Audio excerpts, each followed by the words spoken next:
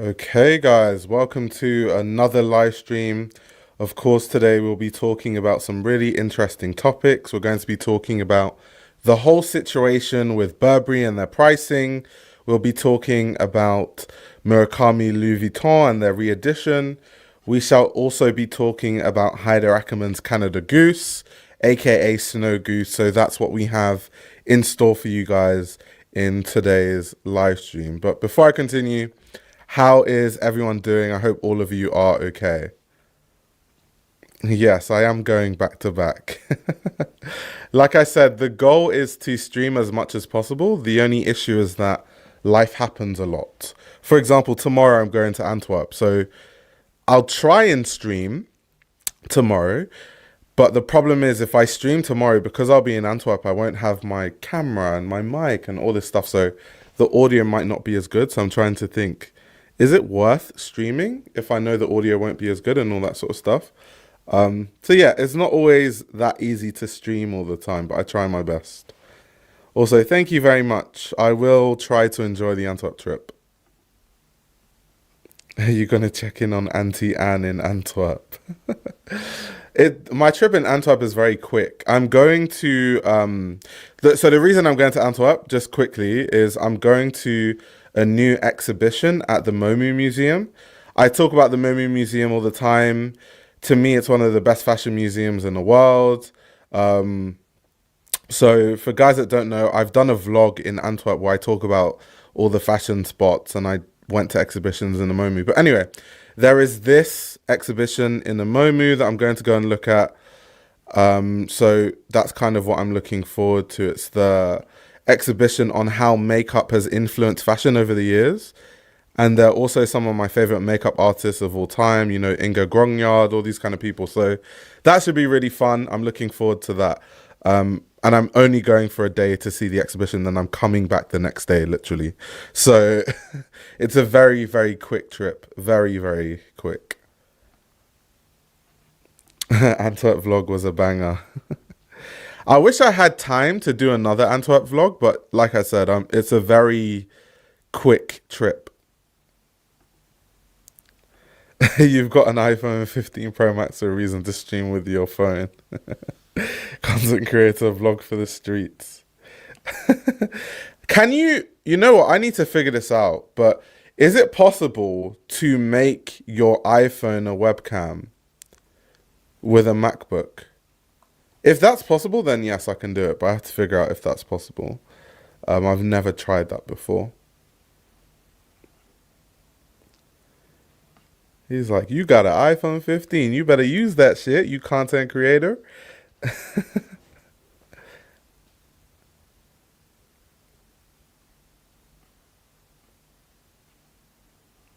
Okay, Micah says it's possible. Okay, that's cool then. We'll see if I can use my iPhone. We'll see. We shall see, guys. So yeah, just gonna wait for more of you guys to hop into the live stream, and then we shall be jumping straight into today's topic. Oh my, two lies. What is this world?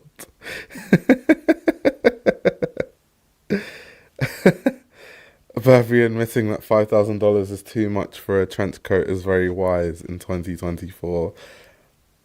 Yeah, I have a question. I won't ask it now because it's kind of going to mess up the stream in a way. Um, but yeah, I have a question to ask all of you during the stream.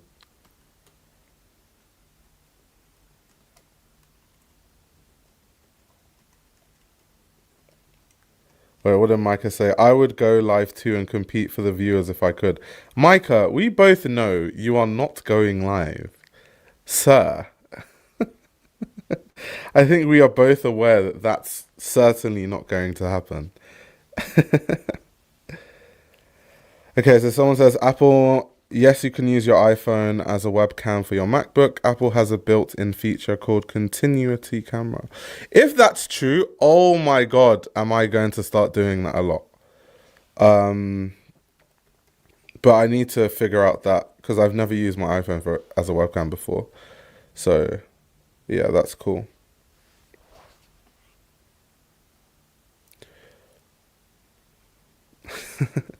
But anyway, guys, straight into the first topic of today.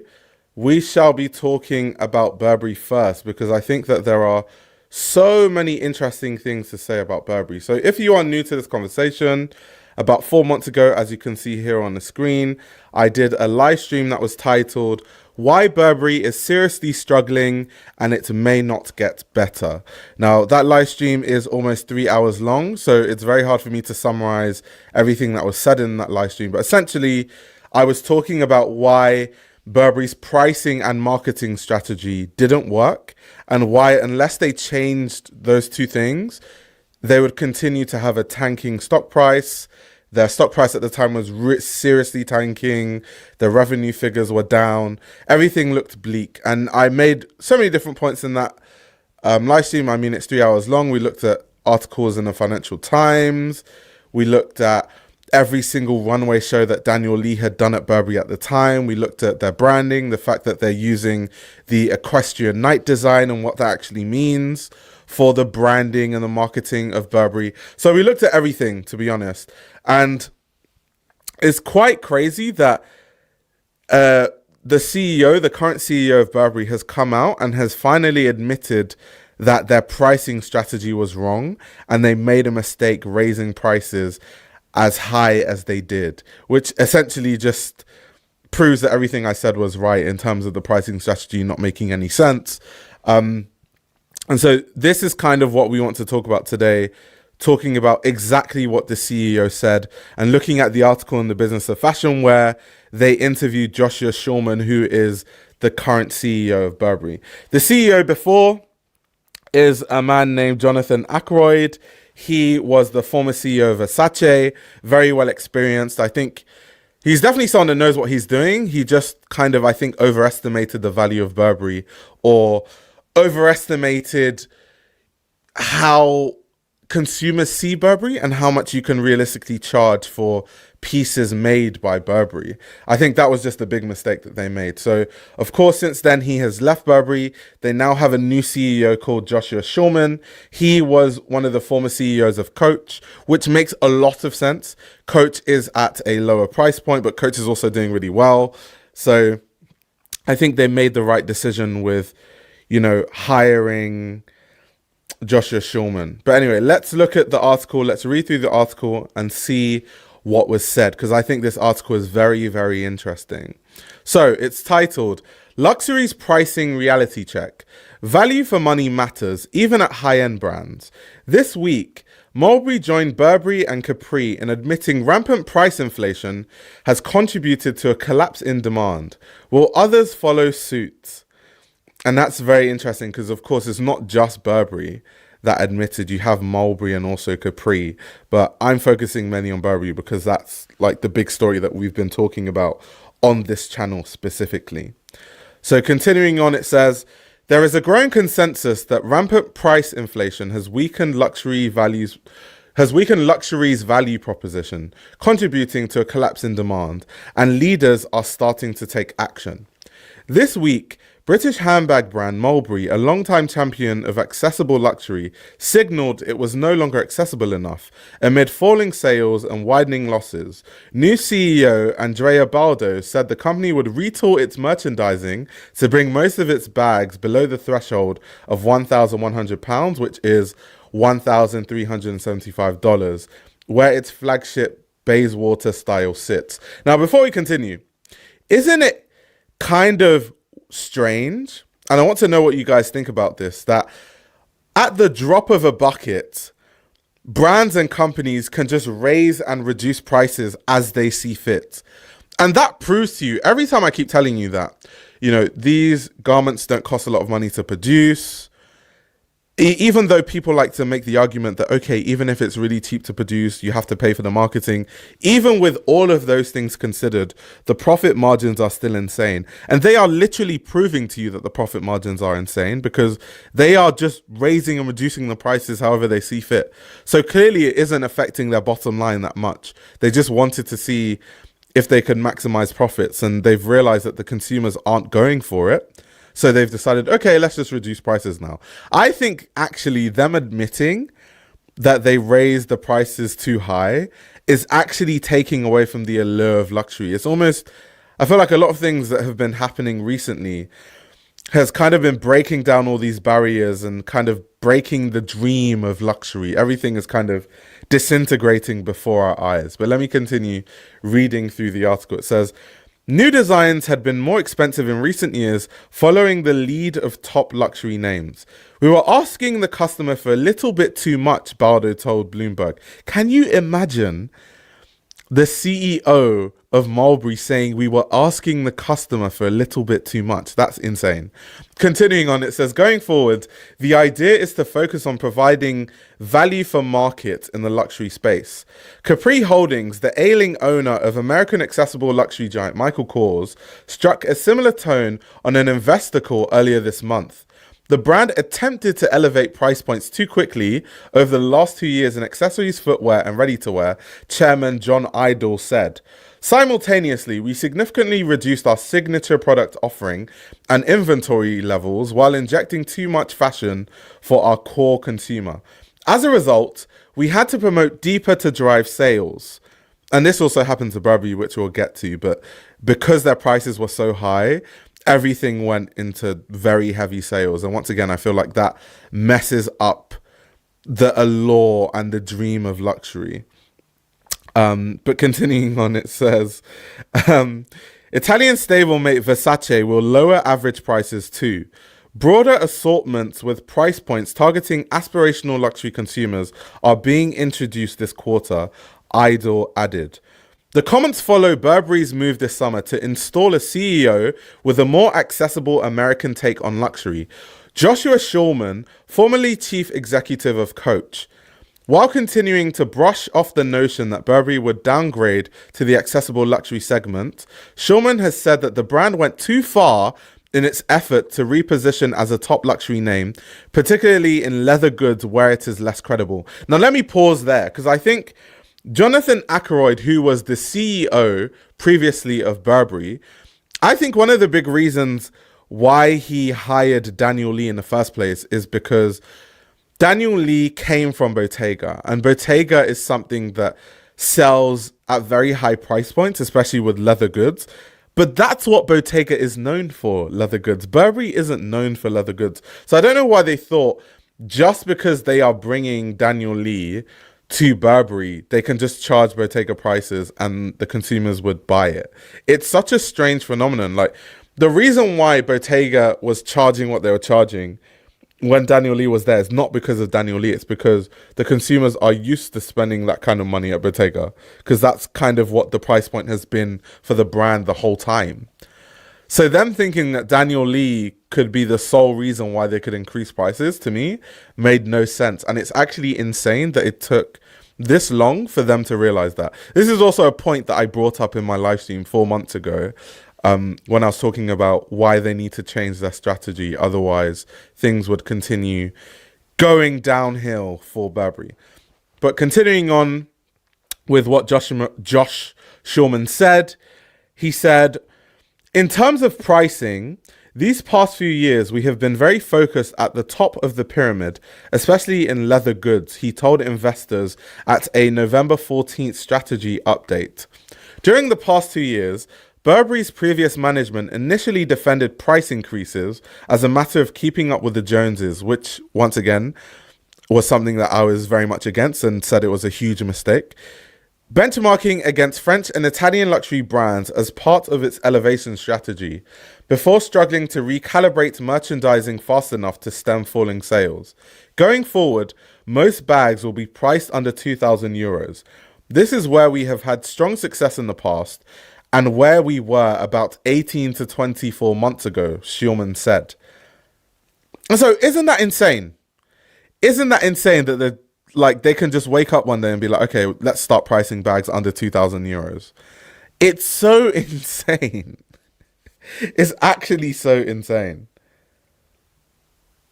And I totally agree. Burberry overestimated its demand. Totally. As LV is finding out, one cannot expand the customer base and keep the same brand identity. That is also very true. Someone saying, sorry, but I didn't get what excuse they used to increase their prices. They didn't use an excuse. They just increased the prices. There was no excuse. They kind of said the reason is it's in line with the luxury market. That was something that I read in an interview all the way back then when Daniel Lee was first hired at Burberry, but they didn't necessarily give any excuses. They just raised the prices and said it was, to align with the broader luxury market. But continuing on in this article, because I think it's so interesting and eye-opening, it says, Burberry, Michael Kors and Mulberry's comments come as no surprise, as the notion that prices are simply too high takes hold across fashion. Industry insiders increasingly agree that the sector's slowdown is in part linked to a price valuation equation that's out of sync with reality. More accessible luxury players like Mulberry, Michael Kors and Burberry have more leeway to address the situation head on, as their chief executive's recent comments show. For pure luxury players taking a hit, including Kering, LVMH and Richemont, the way forward is less clear. Luxury products are meant to be expensive, that they should feel like a stretch for all but the wealthiest consumers usually goes without saying. But even rich people don't want to be taken for a ride. And data supports the notion that brands have pushed prices too far, too fast.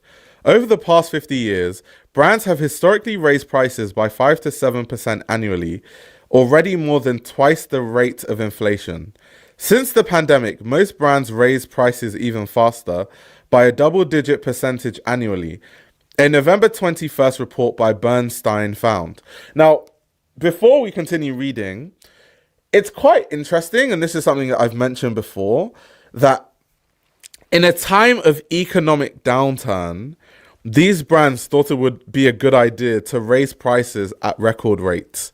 When I tell you that some of these people making the decisions in business for these brands are so out of touch with reality, and why they are out of touch with reality is we all know that the luxury market relies on mainly middle class and working class consumers to scale.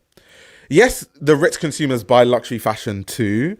They buy all the expensive pieces. Some of them buy the haute couture pieces. But if we're talking about scale, when you look at the history of these brands, when they were selling to kings and queens and celebrities and movie stars, and that was it, they didn't make that much money. It was, the likes of Bernard Arnault that brought in this new business model of you sell the dream so that you can sell belts and footwear and perfumes, and people buy it for really crazy prices, and really marketing that heavily, right? So these brands rely on the middle and working class for mass growth.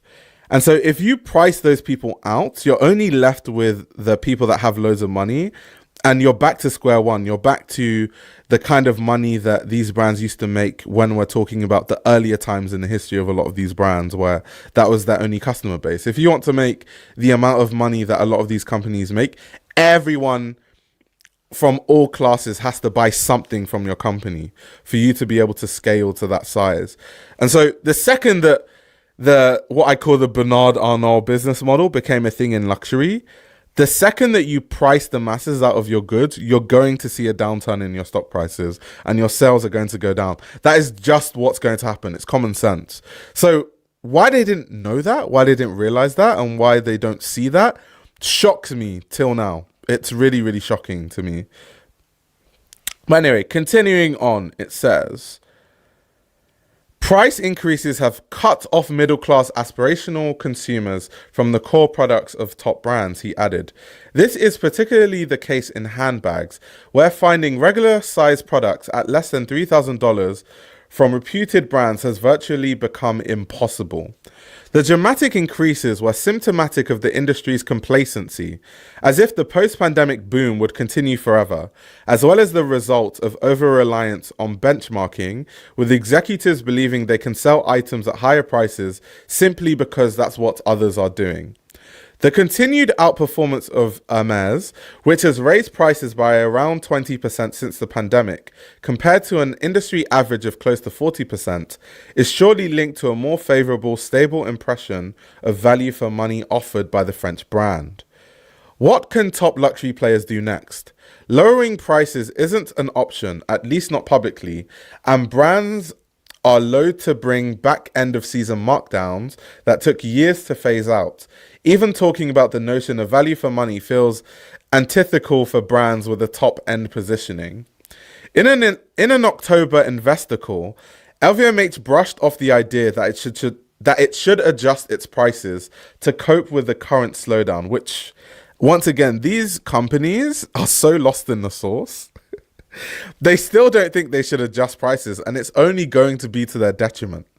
I don't know why they keep trying to put their foot down when they can clearly see that it isn't working. But anyway, continuing on.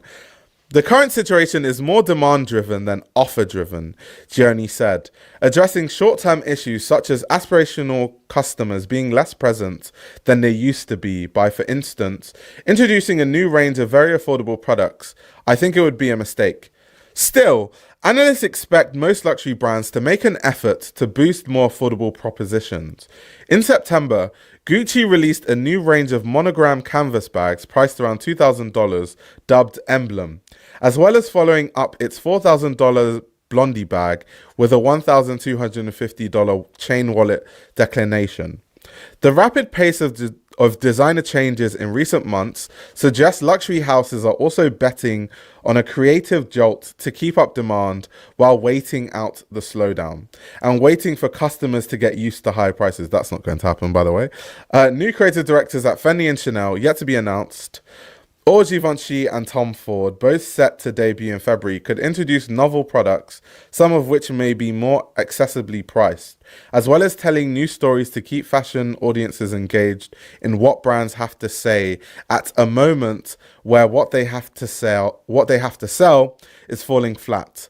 What can we do in this context? First of all, emphasize product innovation. I know it's not the easiest growth driver model, but it is one of the most impactful, LVMH's Gianni said. We have the skill set to harness the creativity of our talent pool and translate it into commercial success. So, very, very, very interesting article. Very, very interesting update in terms of the fact that these brands are openly, in the open, admitting to all of you that they charged their goods at too high of a price. I don't know how many times we need to see evidence of this before, people finally decide that, yes, these things are overpriced and the profit margins are insane. I don't know how many times I need to read different articles.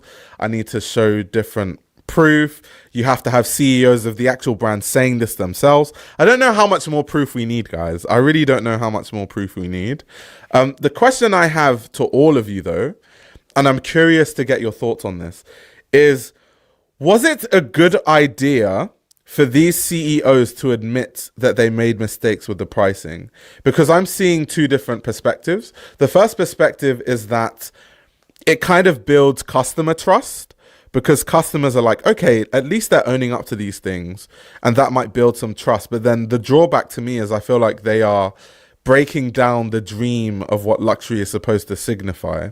So what do you guys think? Positive or negative that these CEOs have been owning up to this?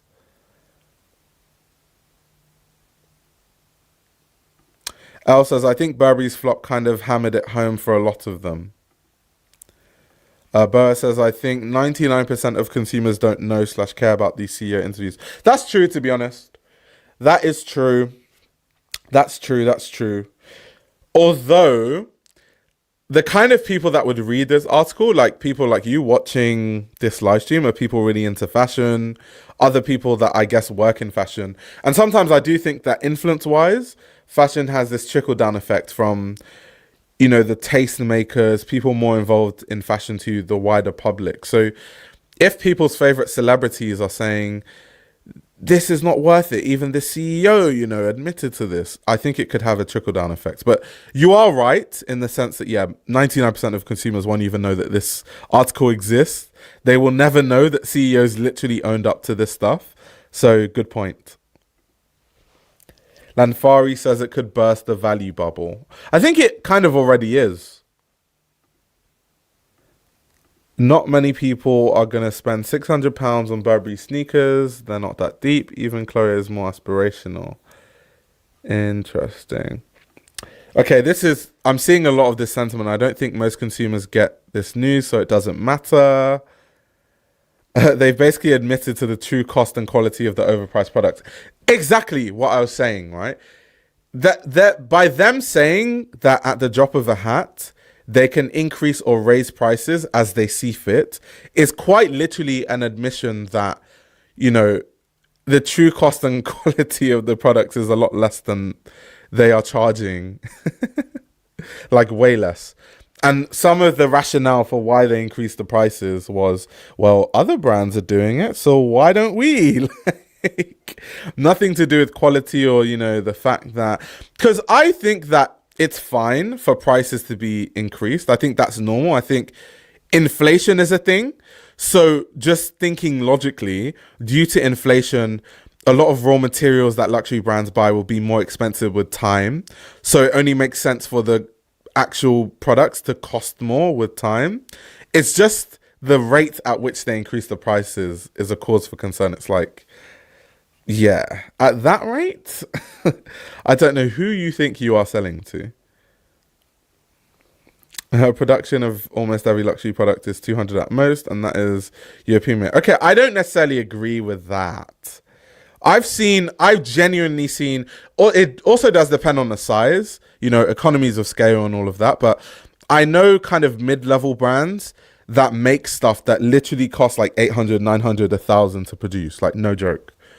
So I wouldn't say every luxury product is 200 at most to produce. I wouldn't say that. I wouldn't go that far. But, you know, when Dior is making cotton canvas bags, it's definitely very cheap to make. You know, all those like canvas bags at scale by big conglomerates where they have economies of scale on their side. Yes, it is very cheap to make. The interview is out in the open because they rather have some noisy customers reading it if it means investors have the info. We are taking things back into our hands. We'll make money again soon. Interesting. Venus says they shouldn't have admitted to anything, rather introduce an affordable range to keep the fantasy intact. Yeah, that's what I thought they should have done. But when I posted about it on Instagram, quite a lot of people said actually they do like that the brands have admitted, because it kind of shows that now maybe they are prioritizing the middle class consumer and the consumer that isn't super rich. Not because they, you know, it's out of the kindness of their heart. It's because they have to. Otherwise, their share prices are going to tank. In every economic crisis, a billionaire tried to use the situation to become richer. Burberry wanted to see how much price increasing they could get away with until the consumer screamed. Basically, this article is a scream to stop. Yeah, it reminds me of clothes burning / landfill. So yeah, so many brands historically, you know, destroy excess clothing. I mean, Jesus. Even Burberry, we're talking about Burberry right now. Burberry has had multiple scandals where there was evidence of them destroying garments and stuff like that. So, you know, it's very, very funny sometimes, especially when they start talking about sustainability and stuff. I'm like, okay. These next 2 years will create the divide between real luxury and pseudo luxury. For years, brands could hide behind the trending products and styles. Now, fashion is so volatile, you can't fake luxe. I agree with that. I agree with that completely. I mean, the CEO had no option other than this interview, as he saw Burberry scarf selling at $250 at Walmart/Target.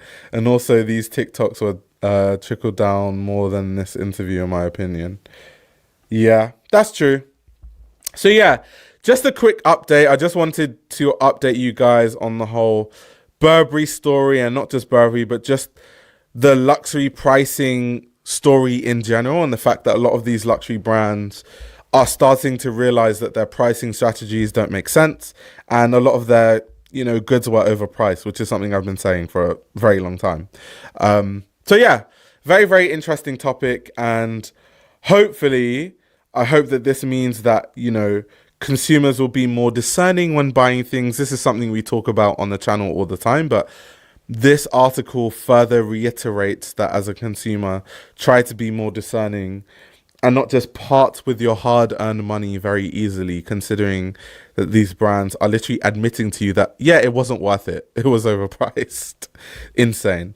So yeah, next story we are talking about is Louis Vuitton is doing a re-edition of their famous Murakami collaboration, which is very, very interesting. They announced this via Instagram. So if you go on the Louis Vuitton Instagram page, they have all these little cute things where they've changed the logo and it's looking very Murakami-esque, very cartoonish. You see the cherry bombs, the cherry blossoms and all that sort of stuff. It's very, very cool. I feel like this news has been met with mixed reactions. The Murakami bags are so popular in the secondhand market. It's very much like a grail for a lot of people. And a lot of people are kind of pissed off that it's going to mess up the secondhand luxury market. And people are seeing it as, you know, less of a grail item because of this, you know, re-edition. I think the re-edition is, you know, in bad taste. It does feel like a bit of a cash grab. It does feel like, yeah, I'm even seeing you guys in the comment section are saying it's a bit of a cash grab. It does feel that way. It's not as well considered. It's just like, we are celebrating 20 years of the Murakami collaboration since Marc Jacobs first did it. So let's re-release some of it. That's kind of how it comes across. And they have all these different like illustrations across their Instagram page. They said it's actually launching on January the 1st. So everyone get your New Year's money ready for the Murakami collaboration. But yeah, I don't know. I'm just not the biggest fan of re-editions, especially when it seems really forced. When it just seems like it's coming out of nowhere. Sometimes it just seems a bit odd. It seems a bit strange. Someone said, no new great ideas equals rehash. Damn. I feel like if Virgil was alive, he would have taken advantage of this anniversary and made something new and interesting. I'm totally with you on that, by the way. This is the kind of thing that Virgil Abloh would excel in. Because I get the celebration aspect in terms of, yeah, we're celebrating 20 years of what some people refer to as one of the most iconic collaborations Louis Vuitton has ever done.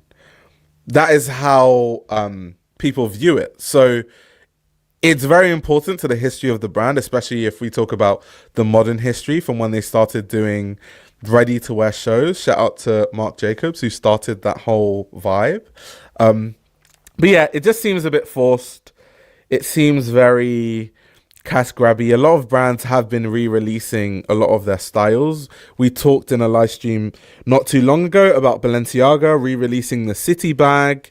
That was also very famous for them. So it seems like it's an industry-wide thing where a lot of these brands now are just throwing everything at the kitchen sink, re-releasing everything possible to re-release and seeing what sticks.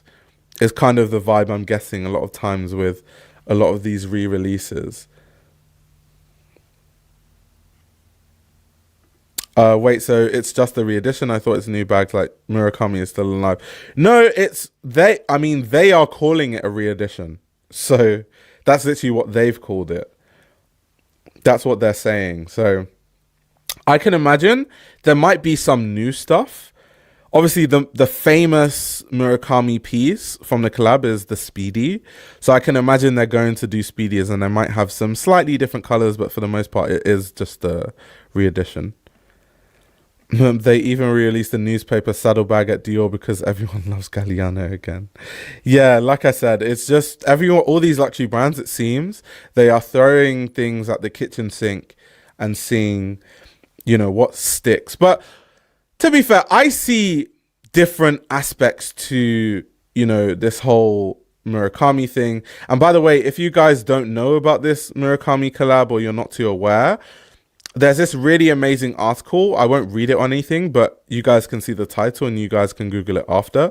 But this article is really good on just explaining the impacts of the collaboration and how it went from the runway to being one of the most iconic collaborations of all time and how it progressed after it was debuted, and you know, all the celebrities that have worn it, all the endorsers of it, all that sort of stuff. So this is an amazing article for people that aren't too, aware of this.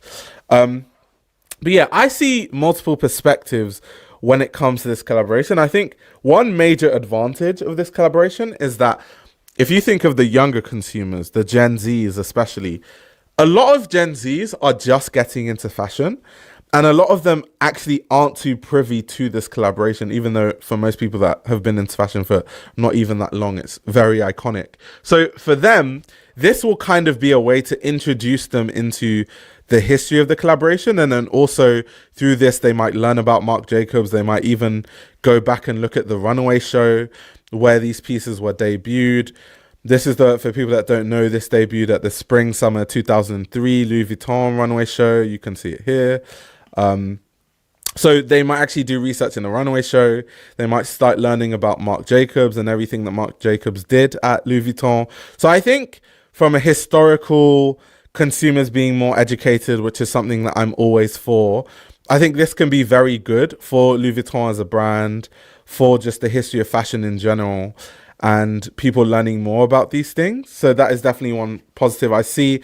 I also think that the collaboration fits seamlessly into this comeback of the Y2K aesthetic that seems to be happening. And so I think it's kind of just for the kids that are looking to style things that way. And they are looking for, things that can fit into their wardrobe that work in that style.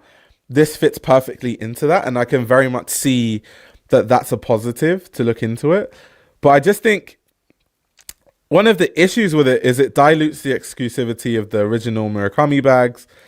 And I think for the most part, they are serious collector's items. They have been for the longest time. As you guys have been saying, it kind of comes across like a cash grab, which all these things take away from the allure and the dream of luxury. Luxury is not supposed, these luxury brands aren't supposed to be seen as doing things out of desperation, because it just doesn't work with the ethos of what luxury brands are supposed to represent. So that's kind of a big issue with when they do these re-editions and they re-release these things. But these clothes are so much more beautiful and desirable. Yeah, I know what you mean. I feel you. Look at those beautiful designs. Yeah. Whereas now it's just like, let's just re-release it. And that's the problem, because I understand the 20th anniversary, but if you're going to do that, make it interesting. Don't just have something that comes across like a very cheap re-edition of basically some of the most iconic bags of your brand's history. Why would you do that? I just don't get it. I just don't get it at all.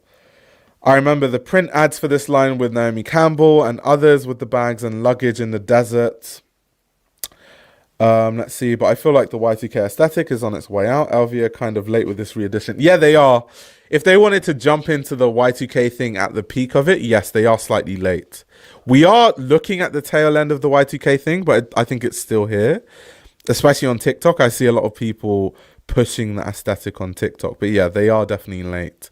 But I guess one of the main reasons why they are doing it now is because of the anniversary, like 20 years anniversary. So that's also why. That's also why.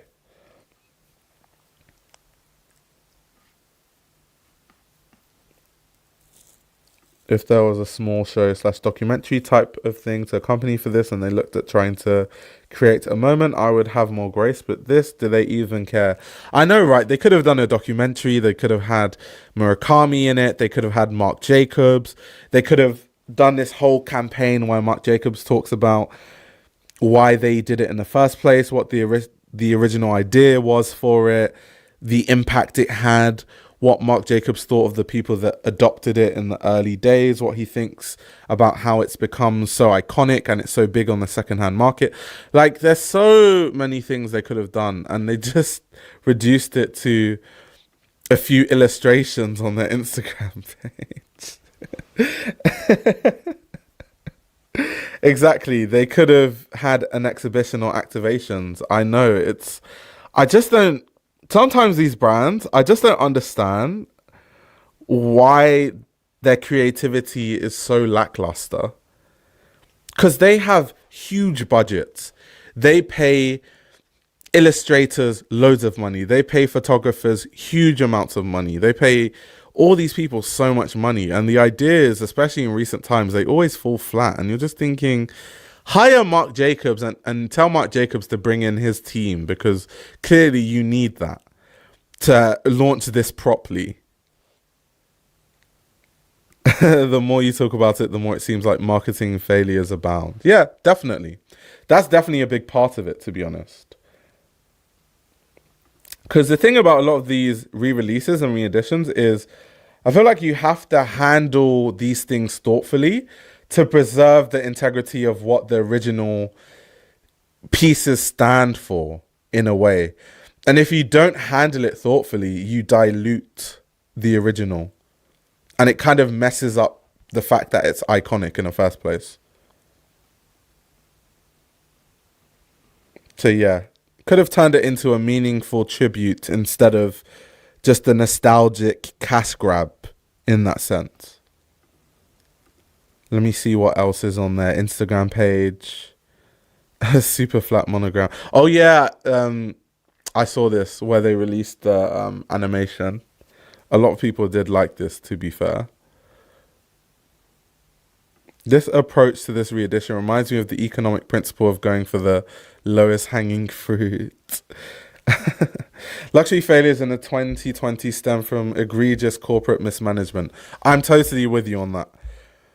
I'm totally with you. Also, I think it also depends, because when I got into fashion was the tail end of, you know, fashion is still super creative, by the way. I'm just more talking about the big brands being creative. So the Louis Vuittons, the Dior's, blah, blah, blah. Them being at the top of creativity. I don't think that they are anymore.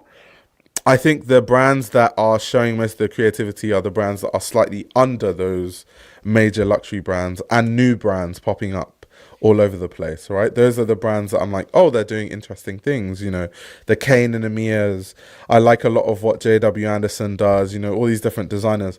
And so when I first got into fashion, it seemed like there was a level of creativity in campaigns, in marketing, in communication through brands, through the runway shows, the way they were building sets for the runway shows, that just doesn't exist anymore. Everything seems flat.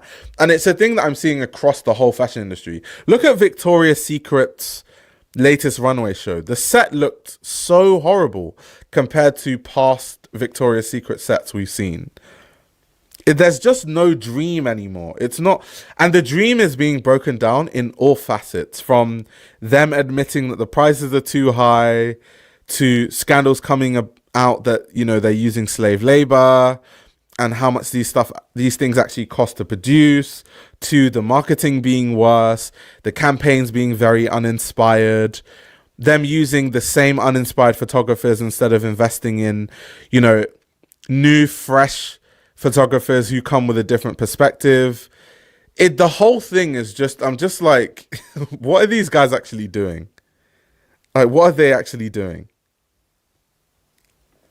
Yeah, it says, my issue with this isn't even that it's a re-release, but LV is the brand in a portfolio that has the resources to do some beautiful things commercially that the masses could gravitate towards. Yes, I totally agree.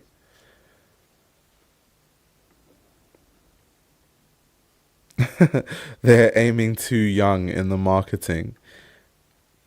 I mean, it's fine to aim too young, but you also have to think, who are the people actually buying these things? What's the average age? I can't imagine the average age of the typical Louis Vuitton customer is 25 years old. Like, they're probably in their late 30s. Like, average age is probably in their late 30s, to be honest, if not older. Soon they will claim that the dream is gone because the woman not having ED anymore. Jeez. No lie, they are not aiming young with the Murakami collab. I know, because the people that remember the Murakami collab and the people that this collab is iconic to is an older demographic anyway. Literally. Their customers are probably women in their 30s. Yeah, that's, if I was to take a guess, I would think it's mainly women in their 30s. Like, that's the main customer base for these luxury brands. brands, especially if we're doing average age. Average age. Someone says, I think it might be like in the 40s, maybe 50s, not going to lie.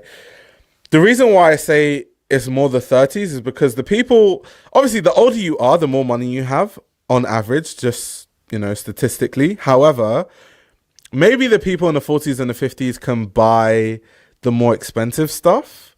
But where Louis Vuitton makes most of its money are things that are more affordable to people in their late 20s and in their 30s. So I feel like more of the mass consumption is in that 30s range.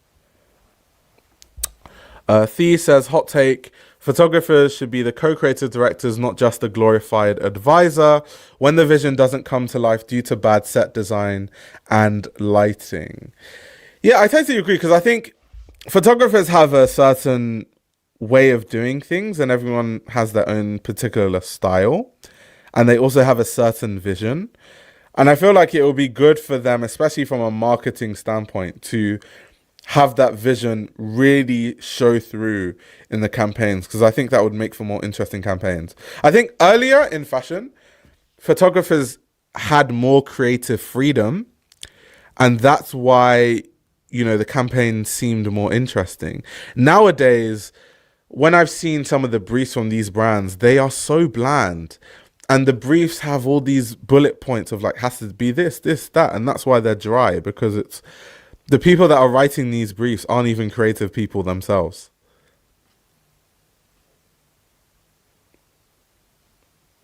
So yeah, it's just strange. Mark Jacobs did an interview with Denim Tears, and he said Bernard wanted him to do a Murakami reissue because he wanted the paper. I guess he waited for a director who would follow suit. I mean, we've already alluded to the fact that it comes across like a cash grab anyway. It shows, it looks like that, it feels like that. It doesn't, the re-release doesn't seem very well considered. It doesn't at all.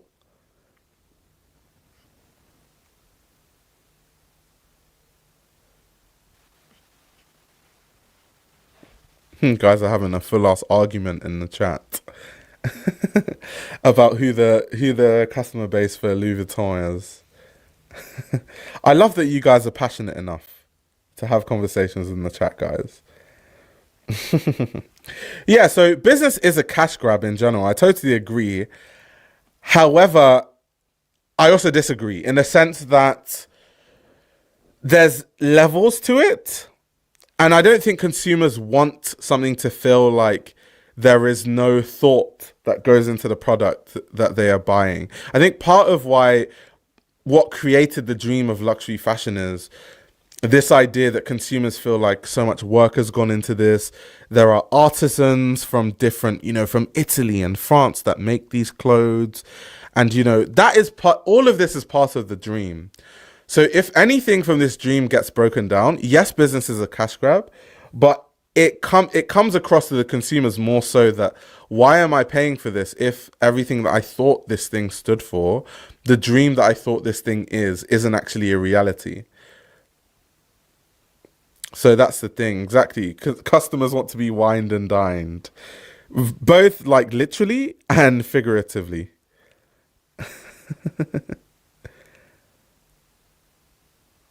Exactly what you're saying. They want a good story to hook customers in. Exactly that.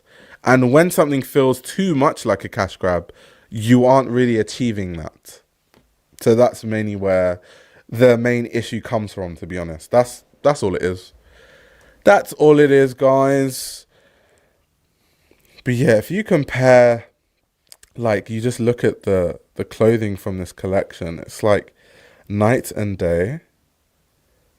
Like selling the dream. Even think about it, the fact that obviously they had a collaboration with Murakami, but then the style of the clothing itself kind of fits into that vibe. It's very ultra colorful. It's very, like, everything fits.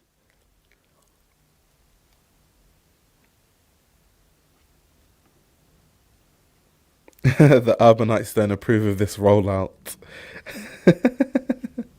Everyone will talk about this at Art Basel. This cut reminds me of the kind of cut that Shu Shu Tong uses now. It's very much like this ultra girly, dull collar kind of vibe. I love it though, as a thing. But I mean, just look at the clothing now. Like compare it to the clothing that we see now. Like, oh gosh, so good, so good, so good, so good.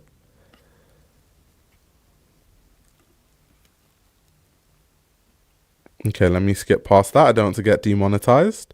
We can't have a bit of a nip nip in the streams. YouTube is gonna shut this shit down very quickly. Louis Vuitton trying to shut down my stream. Um, yeah, people are saying how fashion has fallen, eh? How it has fallen. The thing is, I really want these. Okay, the reason I want these brands to thrive is from the sense of they have a lot of money and it keeps the industry going, and they can afford to, keep certain companies and artisans in business and stuff like that. But unfortunately, I don't think a lot of these brands have a lot of longevity because of everything that they used to stand for, they don't stand for anymore. And I think it's only a matter of time before all this information trickles down to the everyday consumer. It might take 5 years, it might take 10 years, it might take 15, but I think this is something that is inevitable. And then we're going to see a new generation of brands and companies and designers take their place.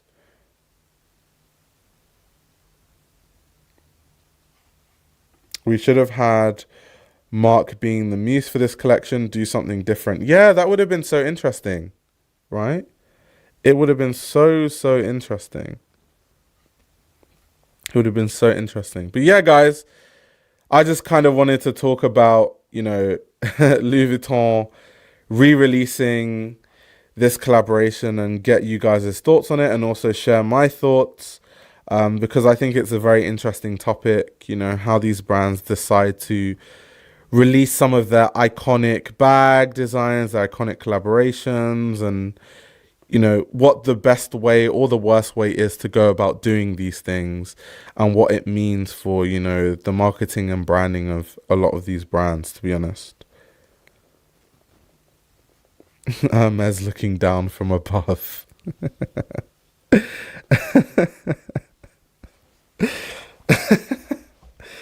Do you have any pieces from this / the original that you love the most? So from the original, I mainly just like the Speedies because I don't wear, tiny bags. I wear massive bags all the time because I think of utility. So if I want anything cute or nice, I still have to think of utility as a thing. So the Speedy bags are like a good enough size to where I can just chuck a lot of things, like put my camera in there, put my microphone in there, my phone, battery packs and stuff like that, and be on the go. So I very much really like the Speedies the most. I'm a big fan of the Speedies, which I know is part of, with the re-editions, they're doing a lot of Speedies anyway. So it'll be interesting to see what the reception of that is. But yeah, I shall not be buying any of the re-editions, by the way. So yeah, that's that. Do you think LV fell off since they appointed Pharrell as creative director? Not really. If anything, I think that, let's have a look at some of Pharrell's Louis Vuitton collections on the screen. I think that Pharrell, whether you like it or not, and that's the thing, I'm not having a conversation right now about whether I'm a fan of Pharrell's Louis Vuitton or not, but if we just think of commercially, I think that he's done a lot of things that has helped Louis Vuitton personally. For example, the Speedies. I think that I see more and more men wearing Louis Vuitton Speedies than I've ever seen before since Pharrell Williams has been pushing them, especially, with what he's doing. I mean, his focus is the menswear. Nicolas Gasquier's the person that does, the women's wear. And he had his contract renewed not too long ago. So he's going to be there for a long time. Clearly doing really well.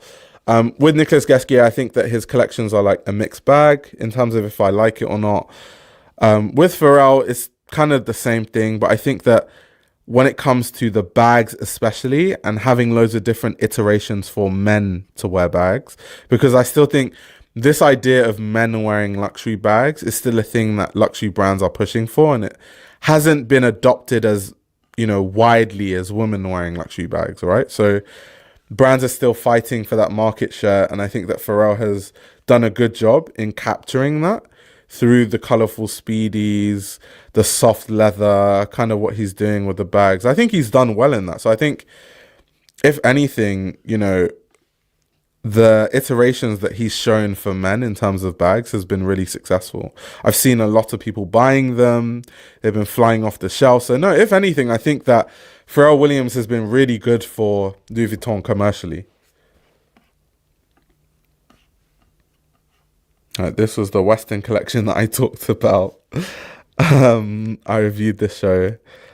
Wasn't the biggest fan of it, but once again, if you look at like the different iterations of bags, like a Western collection, you have these kind of designs. These become collector's items. I think when it comes to accessories, Pharrell really knows what he's doing. I think he's really good at designing accessories, if I say so myself. And let me rephrase that his collections have been lackluster. So that's the thing. Whether you think his collections have been lackluster or not, what do most consumers buy? It isn't the ready-to-wear off the runway. So for designers, they don't live and die by how their runway shows look. And so if Pharrell Williams has, sold a lot of bags, and he's really good at creating bags that men want to wear and men want to use, then that's really what matters, because that is what sells. Like, people in mass are not flipping buying these runway pieces. Most of these runway pieces, you can't even buy them anyway. I know this because I have so many friends that buy, Louis Vuitton runway pieces, including Micah, who you guys are aware of. And he speaks to, people at Louis Vuitton directly to request certain runway pieces that he wants. So you can't even just buy these. So no designer is really going to live and die by what they put on the runway in terms of ready to wear. We just talk about it because we love fashion and we love analyzing runway shows and looking at the ideas that these designers have for their clothing. But that's just the reality of what these brands do in terms of what they sell and what brings in money commercially. Pharrell has an identity, others do not. Yep, easily digestible pieces for paying customers. Exactly. Boa says, that is assuming he is designing them. Damn. Damn. I mean, I don't know. I'm not friends with Pharrell. I don't know to what extent he has tangible design skills, but he has experience collaborating with brands over the years. I even remember Pharrell Williams has done collaborations with Louis Vuitton even before he became the creative director, like years and years ago, which is why him being the creative director, considering the limited number of options for menswear, considering they were just coming off a Virgil Abloh era, it made sense that he was there. I mean, Billionaire Boys Club, he's done stuff. To what extent he's, drafting patterns or whatever, draping, he's probably not doing that. But, what is design? What do you guys, from a creative director's role, what do you guys consider this person designed the thing? I wonder how much percentage ready-to-wear runway pieces represent in sales for Louis Vuitton. It won't even be 1%. Because even the ready-to-wear that sells for a lot of these luxury brands isn't runway stuff. It's more permanent collection stuff, like t-shirts that just say Louis Vuitton, or like that's the ready to wear that sells, or the footwear, like sneakers, like Louis Vuitton sneakers. Like, we see everyone wearing those Louis Vuitton sneakers, right? The basketball sneakers. So that's what sells, not the runway stuff.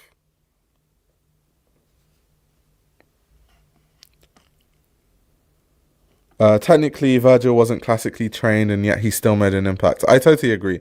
I also don't necessarily agree that you have to be classically trained to be a good designer. I definitely don't agree with that perspective.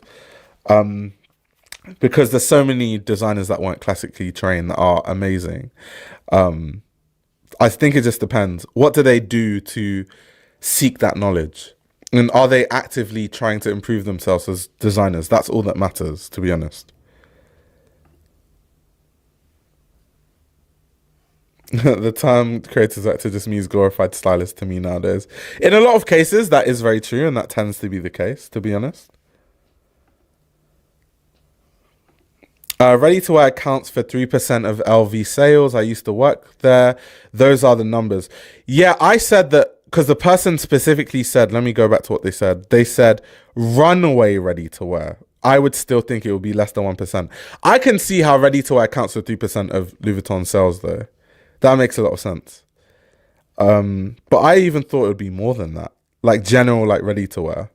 I thought it would be higher than that. Interesting, though. Interesting. But that's what I keep trying to tell people. Like ready to wear, designers aren't going to live and die by how their ready to wear sells. That is not what sells for most luxury brands, literally. Boaz says, I think he fits the role of the current creative director, which is a sort of tastemaker, vibe maker that knows clothes. The question is if we want that. Good point. How much did they invest in ready to wear for it only to be 3% sales? That's insane. Yeah, but you have to think of the business model of these brands, right? So with these brands, the reason why they invest so much money in the runway shows is it's all marketing. They see it as marketing. So the way a brand would spend money on a marketing campaign, for them, the runway show kind of does that same thing. It kind of keeps the brand's name in the cycles. They have viral moments that keeps the brand's name in people's minds. People, review the shows. That keeps the idea of the brand in people's minds. It helps to sell the dream that these luxury brands can afford to do these extravagant shows. It really is just marketing. That's the main function of all the investment in the ready to wear. They know it's not going to bring in a return on investment directly, but it's going to bring in a return on investment because it's the dream that helps sell those fragrances and the bags and stuff like that, which then sells like crazy. So they know what they're doing. If they didn't know what they were doing, these brands wouldn't be making record revenues like, Louis Vuitton passing the 20 billion mark, Chanel passing the 20 billion mark. Like they didn't know what they were doing, they wouldn't pass that. Let's see what Tyler says, because I think Tyler was the person earlier that said they worked at Louis Vuitton. So this will be some great insight. Working in ready to wear, they literally only have like 10 pieces in each size in the whole of UK, separated out between each store. Tiny amount of actual stock. Yeah, exactly. Which is why I was telling people that for a lot of ready to wear stuff, especially if it's on the runway, you have to request it. You're not just going to walk into a store and find this stuff easily, especially because I'm based in the UK, so I know this to be true in the UK. Yeah, that just tends to be the case. If as a designer you can't do one of either, sketching your designs, or two, constructing your designs, you're absolutely useless and not fit to be a creative director. I don't necessarily agree with that, because I think that I think as a designer, the whole point of why designers used to sketch designs is because technology in the way that technology exists now didn't exist. So as a designer, how do you take what you are visualizing and thinking about, like an idea in your head, and how do you represent that on paper so you can have a visual representation of what that design in your mind looks like?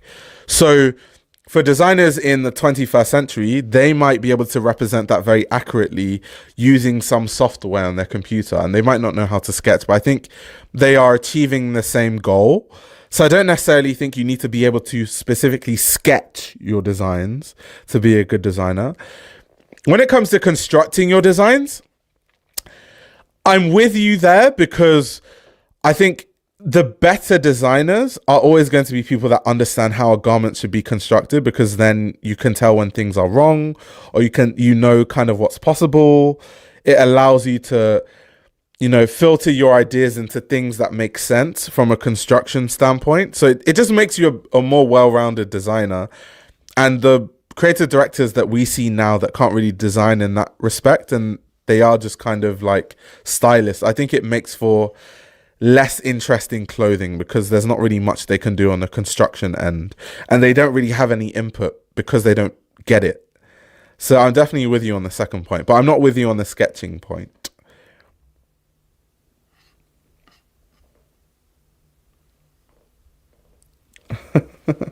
Someone said Selena's pure fragrance and handbags, men's ready to wear is total loss. Well, it depends how you see a loss, because they just see it as marketing. You see what I mean? So I think it just depends how you see it. Depends on your perspective of these things. So yeah, it really depends. But yeah, really interesting topic, to be fair. It's a thing that I can talk about constantly. This is something that I go more in depth in when we do the Q&A live streams. We talk about a lot of this stuff more. But it says, when you don't know construction, you're coming closer to Zara. Damn. But anyway, the last topic I wanted to talk about before I take my leave, I wanted to quickly talk about Haider Ackermann Canada Goose, because yes, Haider Ackermann is very busy with Tom Ford, and a lot of his time is going to be going towards Tom Ford. However, I do think it's very interesting that he finally released a bigger collection with Canada Goose, because a lot of us have been speculating what exactly was he going to create at Canada Goose, and, what is the idea for his Canada Goose. So his Canada Goose is being dubbed the name Snow Goose. That's what they're calling it, Snow Goose by Canada Goose, engineered by Haider Ackermann. And I think some of the pieces are interesting. I think some of them less so, but I think in the realm of Canada Goose, it's really interesting. I think the only issue is that for some reason in my mind, I always think, when I think of Canada Goose and I think of these outerwear brands, I constantly think about Canada Goose, Moncler, and I shouldn't do that, because you can't really compare Moncler to Canada Goose, because Moncler has Canada Goose. Moncler has Moncler Genius, which is just miles ahead of anything that Canada Goose is ever going to do. So I shouldn't really hold Canada Goose to that standard. But within the standard that I'm holding Canada Goose to, I think that this is a very solid collection from Haider Ackermann as a first go-ahead. And it's definitely way more interesting than that first collection that, Haider Ackermann did when Haider Ackermann did that whole hoodies and t-shirt collection with Canada Goose. So yeah, let's look deeper into it. So this is the Canada Goose website. They have a few details on kind of what they did. Something that I do want to read through is Haider Ackermann did a very interesting interview with Vogue that we're going to read through, where he talked about his ideas for the collaboration before it was announced. So we'll be reading through this after looking at some of the pieces. This piece here is actually my favorite piece. This is called the Rider Parker. This is inspired by the Peacekeeper Parker, which is a mid-90s Canada Goose archival style.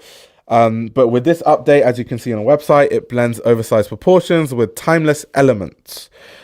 Which is cool. I just like the silhouette of the jacket, and it's very different to a lot of what Canada Goose sells currently. So I thought that was really interesting. This Celestia jacket, a lot of people are talking about this on TikTok, because it's kind of a take on a classic shirt jacket. They talk about this on the website too. Let's see what they say specifically. A rendition of the classic shirt jacket, true to our design DNA. The jacket is functional and fully reflective to ensure high visibility. Its functionality is a nod to the reflective tape featured on our heritage pieces. Also, something I have to say about this Snow Goose by Haider Ackermann that we have to mention is, you have to remember that this is Canada Goose. There were a lot of people that, completely bashed it.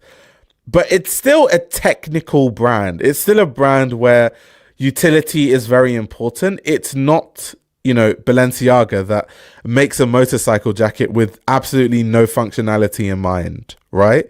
There still has to be some function included. There still has to be, it's reflective, so you can be seen from far away if you get lost on an expedition, or, there's very much considerations that have to be made for it to actually be a functional piece, because it's still Canada Goose. It's not just a couture thing. It's not just, Haider Ackermann, just go in there and make fancy dresses, and that's the end of it. That's not kind of what his job is at Canada Goose. But yeah, let's continue on. They've got some more campaign images. They always have something I will say about these campaigns. I don't know if they can do anything interesting, but every single outerwear brand has the same ass campaign. Like, they all go to Iceland, or they go to like some sort of snow mountain somewhere, and they just pose. They always look the same. It's like they always look the same way. And then you always have a quote of, okay, here's Haider Ackermann looking fly as fuck in the rider jacket, looking suave, looking fly as shit. But yeah, they always have this quote of, nature means everything to me. The ability to walk with oneself they always have. It's like, why are the campaigns always like that? Everything in nature has something to teach us. Ethan Hawke, actor and activist. Let's see what Haider Ackermann said. Nature is an escape for me. I find peace with myself, and I'm most inspired after I've been surrounded by endless landscapes, vast mountains, and the deep ocean. That type of recharge is an unlock. I want people to experience that same sense of freedom.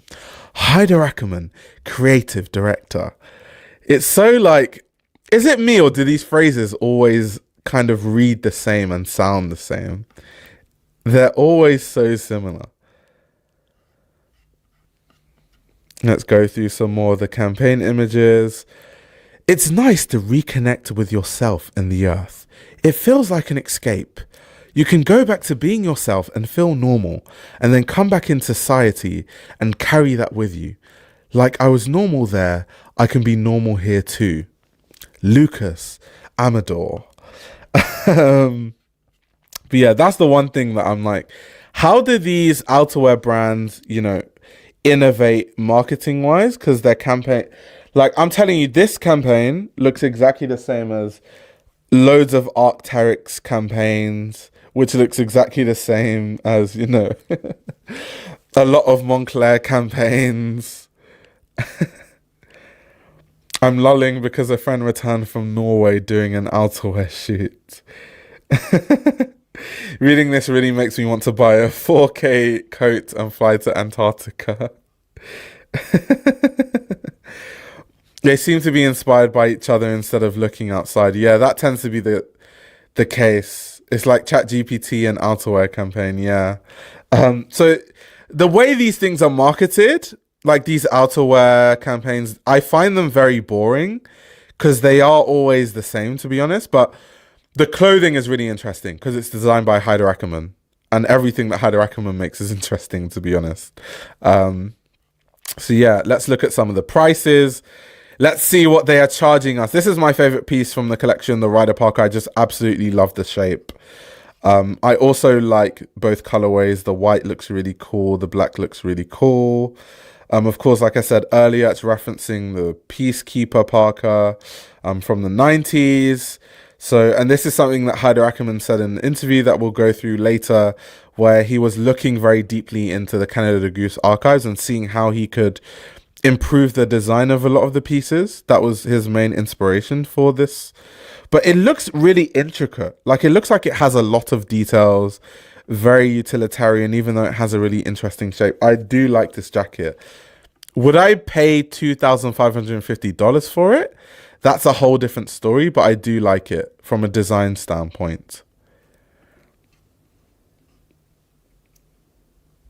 There is something about the design that almost makes it look like an opera coat. I never actually thought about that, but that's an interesting take. You've got an Avalon vest, $895. You've got the t-shirt, every collection has to have something that is slightly cheaper. So you are selling to different kinds of consumers. We see what they are doing there. Snow Goose, secure tomorrow. Interesting. How many colorways do they have of this t-shirt? Okay, they've got so many different t-shirts. Let's see all the different ones. Trails End, new sense of direction. And then the lovely Snow Goose logo. What do you guys think about the t-shirts? How are you guys feeling the t-shirts or not? And then you've got these pieces with the knitwear. It's kind of really cool. You've got some caps, some leggings. I can imagine these leggings are like probably some sort. There must be something to it for $350. It has to be like heat tech or something. Let's see. They don't even mention. Let's see, product details. This slick and agile style was inspired by nature walks and the art of trekking. Okay, yeah, that's definitely not worth $350. That's definitely not worth $350. They're just normal. There's not even any, actual consideration. It's just like they're really nice to walk in and to trek in. Like, damn, they could have made that way more interesting. And they could have marketed it in a more interesting way. Avalon hat, I really like. That's really cool. This reflective Celestia jacket, I really like. This take on the shirt jacket, but make it Canada Goose. I'm a fan of it. Maybe not in this ultra reflective silver. If they had a reflective black, I would have been all for it, to be honest. Maybe not so much the colorway, but I like the shape of it. So yeah, I'm a fan of that. This squall jacket was something that a lot of people are talking about when the images first dropped. It's even sold out in large. So yeah, that means that people talking about it online is actually translating into what people are buying. But yeah, this was something that people really, really liked.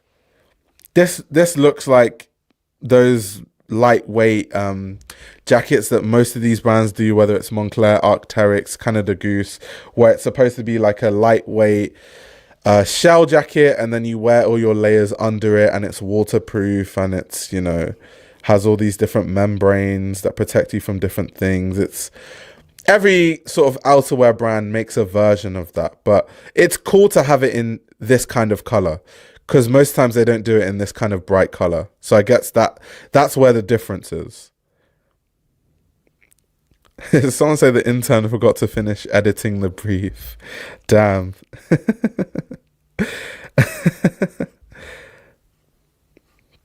I'm sick of hearing the phrase the art of creation. A wilder hoodie, wilder jogger, wild spirit, interesting. You've got a beanie with the Snow Goose logo, some tracksuits. You've got some snazzy socks that they call the Vault sock.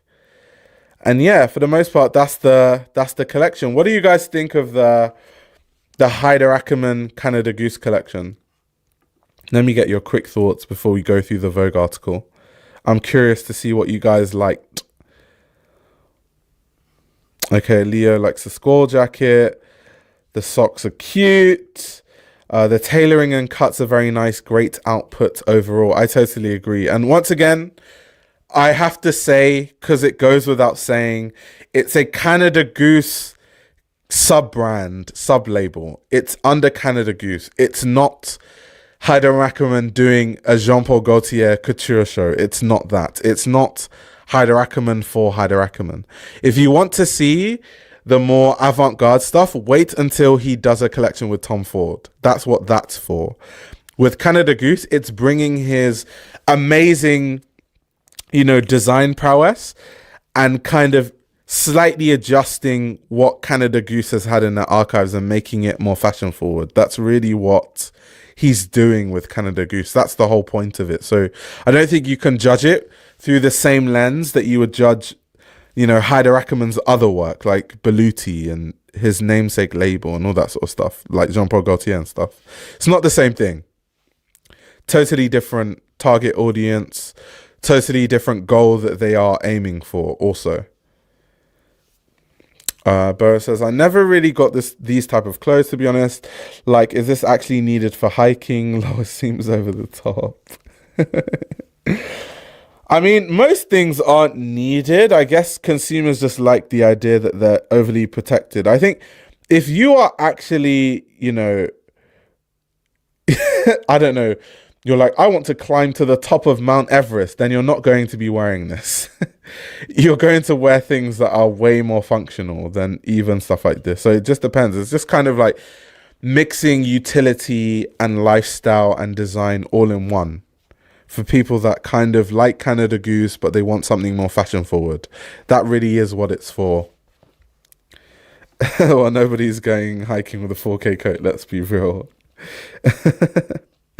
I think this is for rich tech bros that just enjoy looking at the specs. Yeah, because don't they say that tech bros are the people that made Arc'teryx really popular in like New York and stuff? And like San Francisco and like all these finance and tech bros, like they wear Arc'teryx and stuff. Everyone at Harvard wears Canada Goose. Damn.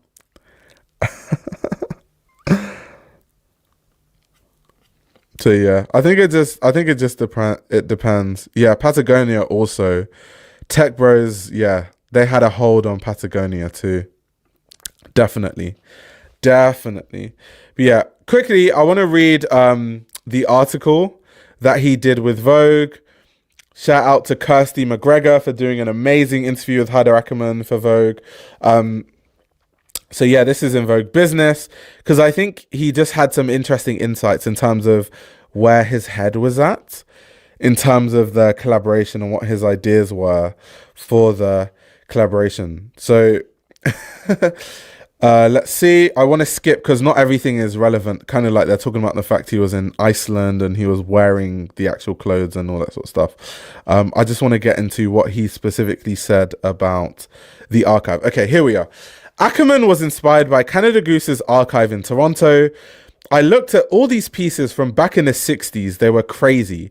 There was a parka in fluorescent pink. I was like, what the hell, guys? Look at all these colors. Look at this energy that you have in the archive, and what you have in the shop now is so different. Let's get back to it.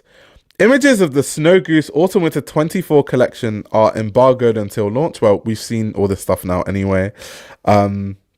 But I'm given a tantalizing glimpse. The Rider Parker, pictured above, is Haider Ackermann's reimagination of a classic style that was originally created by the brand for officers of Ontario's provincial police force, who often encountered extreme weather while on duty. Ackermann is also involved in the main line's evolution, design and creative image, the impact of which will be seen in coming seasons. That's very similar to the role of Claire White Keller at Uniqlo, because of course she has C+, which is kind of like their collaborative sub-label in a way, but then also her main focus is actually changing the everyday Uniqlo pieces, right? And Haider Ackermann, yes, he has Snow Goose by Haider Ackermann, but he's also involved in the day-to-day Canada Goose. And I think that's where a lot of impact can be made. But anyway, continuing on, it says, what I would like to do is to extend and elevate the brand and to put a little bit more electricity and a little bit more energy into it, he says. The company has done so well for so many years. Now we can bring it to the next level. So yeah, now they talk about, of course, some of the history of Canada Goose. But I want to see what else they were saying about his actual ideas, because that's what we're here for. So Ackermann, in turn, was attracted by the adventure. A designer that is hard to pigeonhole, his CV includes a long stretch at the helm of his eponymous brand, a 3-season stint as creative director of LVMH-owned Berluti, a guest slot designing Jean-Paul Gaultier Haute Couture as part of its rotating designer program, a red-hot collaboration with Fila, and an unexpected tie-up with beauty brand Augustinus Bader on a reimagined container for its cult product, the cream. When Canada Goose approached me, I was surprised, he says, but it's always interesting to take the road that one does not expect. It's challenging and it makes your heart beat faster. You want to learn. I've been very niche for so many years. Dressing many people on the streets is thrilling for me. He adds that there was an appeal to Canada itself. There is so much peace and quietness about it. This was reflected in the role. They didn't want to do a whole rebrand, which I was very seduced by. He smiles and adds, my life is a bit different now. Now, why I wanted to read out that point and why I think it's really interesting is I remember when it was first announced that he was, creative director of Canada Goose, we were a lot of us were confused as to like what was the rationale of him joining Canada Goose. So it's kind of good to hear his own words on why he wanted to do that job and the fact that they actually even approached him. So I think all of that is really interesting. But continuing on, it says, it's the only time during the interview that he subtly acknowledges his other job. In September, it was announced that Ackermann had joined Tom Ford as creative director with immediate effect, replacing Peter Hawkins, who held the role for less than a year. That's also something we've talked about in a previous live stream, which was a very interesting, conversation around Peter Hawkins. The fact that he was Tom Ford's right hand for so many years, just for him to leave the brand after 1 year of being creative director. Kind of crazy. But anyway, continuing on. There is no indication that he will relinquish the Canada Goose position. He has some experience in working across two brands. The Jean-Paul Gaultier and Fila opportunities overlapped, so each week he would split his time between each. His first collection for Tom Ford will be presented during Fashion Week in March. I'm juggling again, he says, of his new dual role, but declines to say more. Looking ahead, he has an eye on the opportunities for further category expansion and how to develop Canada Goose's spring-summer offering. The brand recently introduced more lightweight styles suited for wetter and warmer climates, as well as foraying into footwear with a rain boot. Canada Goose is very related to the winter. How do you make it relevant in summer? So there's work to be done, he says. For now, though, the focus is on the Autumn-Winter 24 Snow Goose collection, which will be available online and in 20 Canada Goose stores globally. Reese describes Ackermann as a true visionary.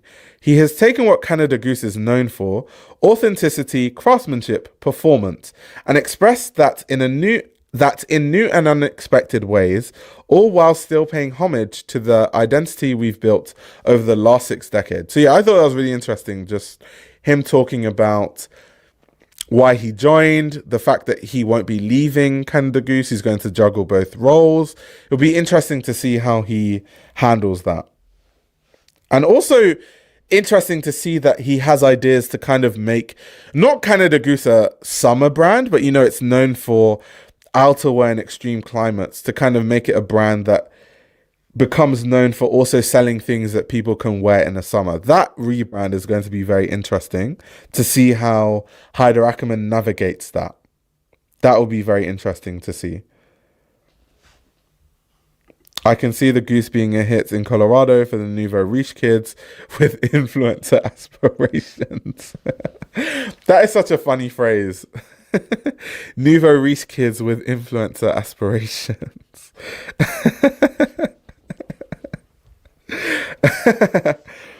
That's funny.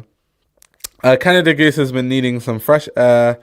Breathed into it for a while. I totally agree with that standpoint, to be honest. I'm just still laughing. Nouveau riche kids with influencer aspirations. That is so funny. Oh my God. But yeah, I just wanted to touch on it because I saw some positive reactions to the collection. A lot of negative, people like, oh my God, like, Haider Ackermann should be making like couture dresses. Like, how does he go from couture dresses to like, and it's like, no, it's a Canada Goose collection. What do you expect? Do you want him to, design a couture gown for a Canada Goose collection? It doesn't even make any sense. But yeah, thank you very much, guys, for coming to my TED Talk. This was fun, as always. Like I said, tomorrow I shall be going to Antwerp. So we shall see if I am able to stream maybe in the evening or not after I go to the exhibition. I will be filming the exhibition, so that will be a video that I will release on the YouTube channel eventually. So that should be a lot of fun. And yeah, like I say, if you guys have Spotify Premium, I do post all of my live streams onto my Spotify page. The link to that is in the description. So yeah, check me out on Spotify if you want to watch me on the go. It's okay if you prefer YouTube also, either or, it doesn't really matter. And on that note, I will see you guys in the next live stream. Thank you very much, guys, for tuning